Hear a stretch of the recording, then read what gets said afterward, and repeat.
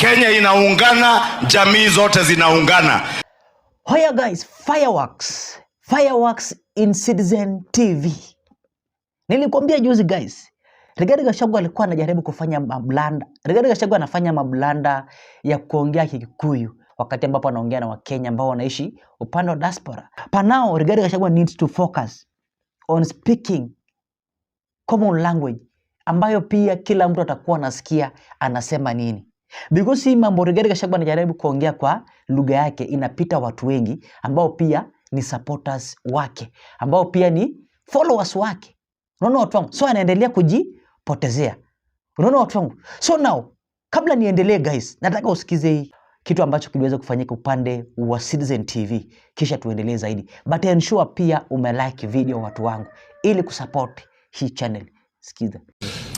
So let's begin with Valentine, who is a Kenyan living in the United States of America. She attended the meeting with the former Deputy President Rigathi Gachagua in Baltimore, and here's what she said. You need, Mheshimiwa, to start positioning yourself as a national leader, not as a tribal leader. And I know many people won't like what I'm saying, but it's the truth. The first mistake that has been done in this event is speaking Kikuyu. I watched a speech about you in Boston, and the speech was a good speech, but there's something you said that Kikuyus tuko economic, we've are more hardworking, paraphrasing, economic, we've grown the country. But we have done that because we are a beneficiary of the system of Jomo Kenyatta. Ayub, nations are imagined, they are never real. If you read Anderson, he'll tell you that all these things, America is an imagined community. The America of Donald Trump is not the America of Obama. You can tell from their speeches. So Kenyans also have the right to imagine the community that they want. The Gen Zs have an imagination of the community they have. The Gen Zs are not going to invent a better Kenya. That said, I think Lady Valentine is within her purview to say what she said. But it would be so stupid, so crude, and so disrespectful to be addressing a Kikuyu audience in English. When I go to the church in Muranga, I speak in Kikuyu. If I can't speak, I shut up. Those who cannot speak Kikuyu, some of members of my family don't speak very fluent Kikuyu. And I ensure that they don't come to the front because you don't want to embarrass yourself when everybody is speaking the language. Now, language, we are told by John Lonsdale, or our community, is not a problem in itself. When you speak Kikuyus to fundraise for a health bill, that's not tribal, that's moral ethnicity. It is when you mobilize as a tribe to fight others. But what happens when you are mobilizing to fight against, to repulse or to kind of protect yourself against an offensive? In 2022, nobody called Kikuyus tribes. They added their numbers. 47% of President William Ruto's vote came from Mount Kenya, including my mother, who I fought with because I was in Azimio. Paul. Yeah. I was in Azimio, and she even refused to ride in my car so that she can wake up in the morning at 97 to go and vote for Ruto. Was she tribal? Nonsense. Let's be clear. You call people tribe when they are not with you. You call them nationalist when they are with you. Who is the problem? Is this the Kikuyus or the ones who is rebelling them? The issue is Gachagua is a politician. He's not a clergy. Gachagua is a quintessential Kenyan politician who uses the cracks in society to ensure that they line their numbers. Some people are saying, oh, Gachagua will go down because of this. Gachagua was down, he's rising. In January 2024, when 55 lawyers, added in Muranga, led by Mother Karua, Ndegwa Njiru, and others, to defend the women who have been jailed and who Gachagua was accused of it. He was the most hated person. Why is he right now? Because he's riding on the right sentiment. Okay. There is a sense of betrayal, deep betrayal among the Mount Kenya people. Okay. They feel deeply betrayed because they voted the government in power now and they are completely out of power. Martha Karua and Rigathi Gachagua are quintessentially, together with Kalonzo Musyoka and Matiang'i, quintessentially the opposition. Okay. So at what point did you vote to be in the government and you woke up very early and now you are in the opposition and you did not push yourself there deliberately? Yeah, and those who are in the opposition, who never voted, are in the government. Okay. What is injustice? Yeah, Prof, 2 questions. Then, how comes in the Seattle meeting your party leader, Martha Karua, who comes from Gishugu and Kirinyaga County, yes. did not deploy her mother language? Did she appreciate the mixed representation of Kenyans there? And then the second, who today has the majority membership of the cabinet if, say, one community that comes from one region is out of power as per your submissions? No, let me say this. I talked to Mother as my party leader. We had a very nice conversation. And she was very clear in her mind. She told me, I appreciated that there might be Kenyans who might have come to that dance, which was very well advertised, and who may not have understood the language. So she spoke in 2 languages. She spoke in Kikuyu, very fluently, and then spoke in Kiswahili for the benefit of those who are there. I said, when a majority of the people in a wedding today, are from Nyanza, we speak the Luo. Kenyans speak 3 languages with no criminalization of it. If you're in Wajir and you are having a wedding of one from Degodia and another one from Abduak, do you speak English?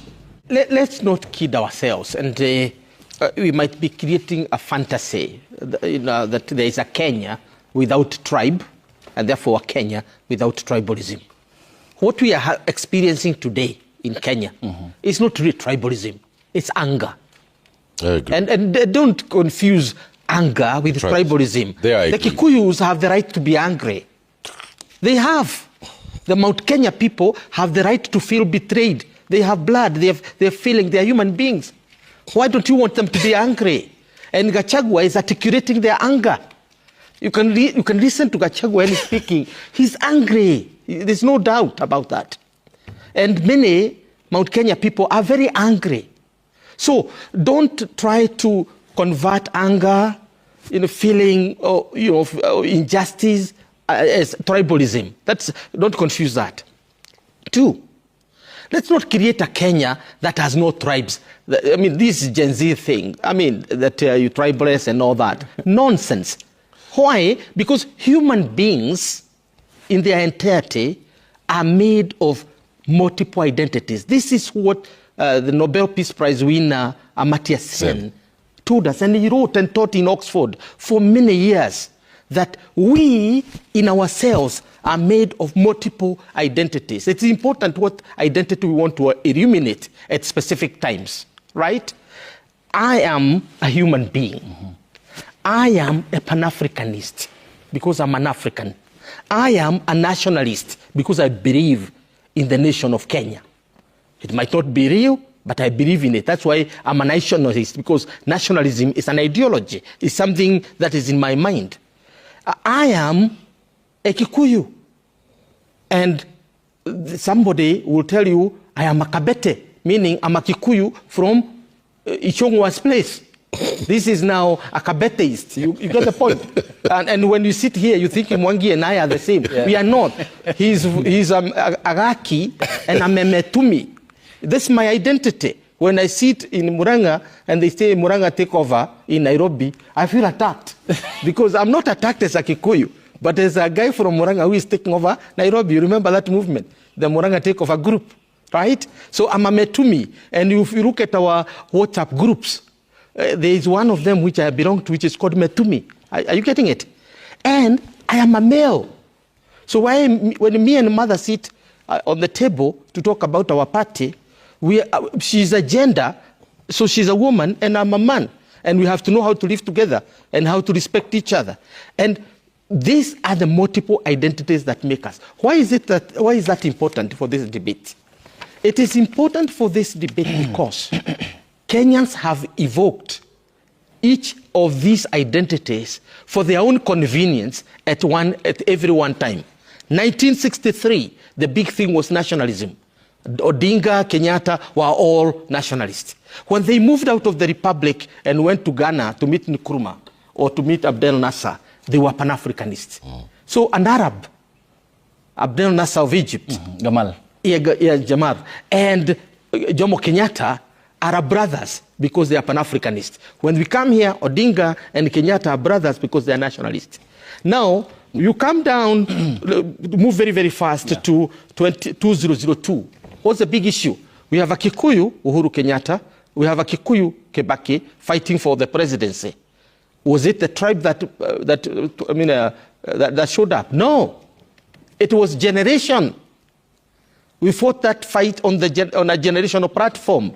And finally, 2022, William Ruto, from the 41 against 1 in 2007, is now a crass person. The chicken seller, right?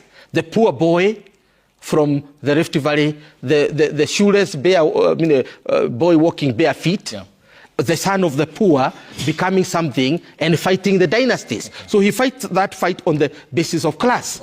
So the conclusion is, as Kenyans, we take and choose whichever identity we use for our convenience. In 2022, for Ruto, it was class. In 2027, it is tribe. 1 against 41. And the tribe is singled out. It's the Kikuyus. Who singled that out? No, that's what it's emerging. It's 41 against 1. Yes. Your opinion, yes.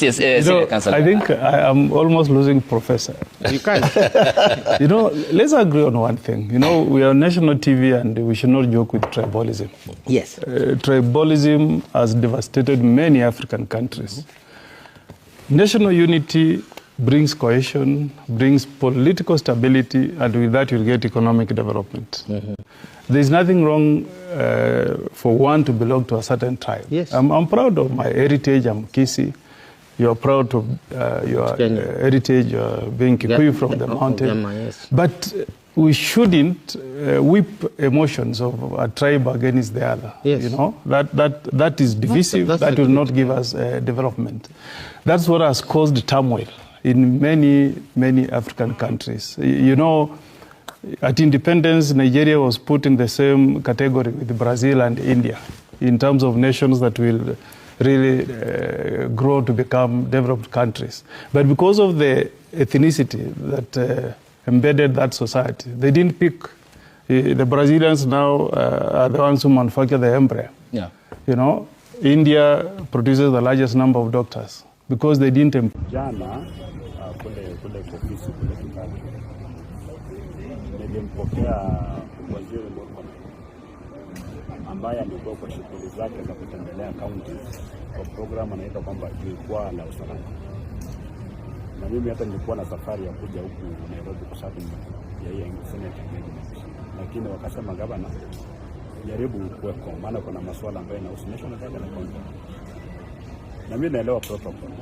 Wakati wa national government, ile written protocol ambayo iko sahihi kwamba wakati senior national government official, akwe president, akwe waziri, akwe PS, akwe nani ambaye anataka kuja kumuona governor, kwanza anaenda pale kwa county commissioner anapatiwa briefing. Na mimi nilikuwa county commissioner, kwa hiyo maneno najua.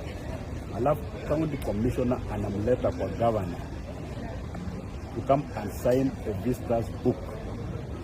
Hiyo ni mambo ambayo ilifanyika jana, kwamba Murkomen alikuja kusign kitabu changu kile cha wageni na akasaini. So mambo kusema kwamba sijui natembea nenda pande gani, wale watu walikuwa natarajia mimi nikiona Murkomen nitoroke kwa ofisi yangu ni hepe, because definitely angeletwa pale angekuja kupata nani hapa gavana ametoroka kwa sababu Murkomen anakuja Trans Nzoia. Hapana, mimi siwezi kutoroka. Natoroka kwa nini? Na alikuja nikamsalimia, yeye akaenda kwa shughuli zake, mimi nikaenda nikapanda ndege nikaja Nairobi. Msimamo wetu bado ni ule kwamba sisi tuko ule upande mwingine wa upinzani, tunataka kuleta mabadiliko katika taifa la Kenya. Na mimi ni kwamba ile mwelekeo ambao nchi iko sio mwelekeo mzuri. That one does not change. Huwezi kuchange kwa sababu hadi Murkomen amekuja kutembelea na tembea. Hizi ni watu ambao tuko na msimamo, and we are paying the price for that. Kenya mnajua, we are paying the price for that. Kwamba ile maneno ambayo tunaongea unapata kuna consequences, and we are bearing those consequences with the dignity, with the grace. Maana mambo ambayo yanatarajiwa kwamba when the government is rattled, lazima ikuje kusumbua hata wenzako kufunga. I've been government and understand this thing. I'm saying for the sake of Kenyans and the wealth of Kenyans, hii ni kazi ambayo ndio kufanya tu. So nataka watoto pia wakuwe a bit serious. Of course wale watu ambao wanataka labda watu waende kwa serikali, ndio wengi wanaongea mambo kama I've got no business mimi joining government now in any capacity. I'm an elected governor. Ukinipatia kiti ya waziri utaniongeza nini? It's nothing.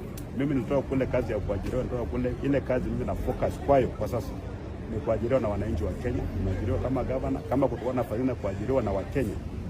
Not a government entity wa Kenya wengine wanipatie kazi nyingine, waniajiri, wanipigie kura. Hiyo ndio mimi nataka. Hii mambo mengine yote hiyo wala ambao watafuta kuajiriwa kwanza wa jamii yetu walio mnawajua. Sio mimi, I'm not part of that.